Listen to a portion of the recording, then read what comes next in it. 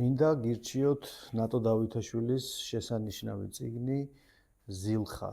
ეს არის პატარა გოგონას ზილხას თავგადასავალი, რომელმაც უნდა გადაარჩინოს, ასე ვთქვათ, კაცობრიობა განადგურებისგან. ზილხა ეს არის აწანების წარმომადგენელი, დიდი ზილხას პატარა შთამომავალი, პატარა ზილხა, რომელსაც გადაუწყვეტია, რომ ძალიან რთული მისია დაიკისროს და წავიდეს, ესე იგი, ბოროტ გველეშაპთან საბრძოლველად, რომელიც სარკისებულად შეტრიალებულ სამყაროში ცხოვრობს. აი წარმოიდგინეთ, ჩვენი სამყარო და სარკისებულად შეტრიალებული სამყარო რო არსებობდეს სადღაც და იქ ჩასულს, გზად, ესე იგი, შეხვდება ბევრი თანამგზავრი, ძაღლი ხუდიში, რომელსაც შეუძლია ბიჭად გადაიქცეს და რომელიც ზუსტად იმ დღეს არის დაბადებული, როცა ჩვენი ზილხა და რომელიც ერთგული თანამგზავრია ამ ჩვენი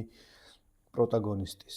მას ძალიან ბევრი ესეთი განსაკუთრებული ნიჭის მქონე თანამგზავრი გაყვება ამ მოგზაურობაში, ის ჩადის მიწისქვეშეთში, იქ რაღაც ხდება, ნახავთ ამას, წაიკითხავთ თქვენ თვითონ და მოკლედ კაცობრიობა კიდევ ერთხელ გადარჩება ამჯერად აი ამ პაწაწკინტელა გოგონას მეშვეობით. ეს ფაბულა, მაგრამ ამ ტექსტს აქვს კიდევ ერთი მნიშვნელოვანი და საინტერესო მხარე და ეს არის აფხაზური მითოლოგია. თანამედროვე ეპოქაში, ჩვენს თანამედროვეობაში ნატო დავითაშვილი აღმოჩნდა მგონი ერთადერთი ქართველი ავტორი, რომელმაც აი ასე პირდაპირ გააცოცხლა მთლიანი აფხაზური მითოლოგია. მე მგონი მარტო ქართველი კი არა, აფხაზებშიც მე არ გამიგია ყოველ შემთხვევაში, რომ იმას აფხაზურ მითოლოგიაზე, რომელიმე თანამედროვე მწერალს ასეთი სიღრმის ტექსტი დაეწეროს. ეს ერთგვარი ხიდი შეიძლება აღმოჩნდეს ჩვენსა და ჩვენს მოქალაქეებს შორის, რომელიც ახლა ოკუპირებულ ტერიტორიაზე რჩებიან, აფხაზებს შორის, იმ თვალსაზრისით, რომ კიდევ ერთხელ დაინახონ, რომ თუ ვინმე ზრუნავს დღეს აფხაზურ ენაზე და აფხაზურ ფოლკლორზე, ну, ერთ-ერთი ნამდვილად ქართველები ვართ, ეს ერთი და მეორე, წიგნი ძალიან საინტერესო მასალა შეიძლება აღმოჩნდეს მასწავლებლებისთვის, თუ ისინი წააკითხებენ საკუთარ მოსწავლეებს ამ ტექსტს, რათა კარგად იმსჯელონ აფხაზეთზე, როგორც ფენომენზე, იქაურ გეოგრაფიაზე, იმიტომ რომ აქ მთელი მოგზაურობა არის აღწერილი გმირისა, ბზიფის ხეობის გავლა თუ რაღაცა კონკრეტული მდინარეების გადალახვა თუ კონკრეტული ადგილებია, მოკლედ მოხსენიებული გეოგრაფიული.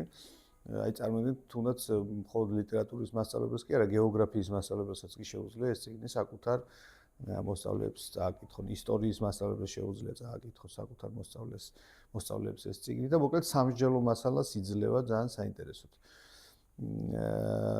დასახელებები შეიძლება ეუცხოს კითხვებს, იმიტომ რომ ყურს რაღაცა თითქოს ცოტა ისე უცნაურად ხდება, მაგრამ ეს არის სუფთად აფხაზური დასახელებები, აფხაზური ტოპონიმები ცოცხლდება, აფხაზური მითოსი ცოცხლდება და ტექსტი იკითხება ძალიან ადვილად, სწრაფად და სიამოვნებით. ამიტომ ეს ტექსტი ვფიქრობ, რომ რაღაცა ერთგვარი რაღაც თითქოს პროგრამულიც შეიძლება გახდეს მასწავლებლებისთვის და თუ ისინი აი ამ ტექსტს მე ესეთ ექსპერიმენტსაც ჩავატარებდი, რომ ხმამაღლა წავიკითხავდი მოსწავლეებთან ერთად ამ ტექსტს და რაღაცა ესე ნება-ნება, სვენებ-სვენებით მივიყვანდი საკითხავს ბოლოში. მოკლედ გირჩევთ აი ამ წიგნს, ამ შესანიშნავ წიგნს, ნატო მასწავლებელი ფასკუნშიც ასწავლის და მიხარია, რომ აი ამ საკითხავ წიგნს ჩვენს მოსწავლეებსაც შეუტანთ. წაიკითხეთ ზილხა.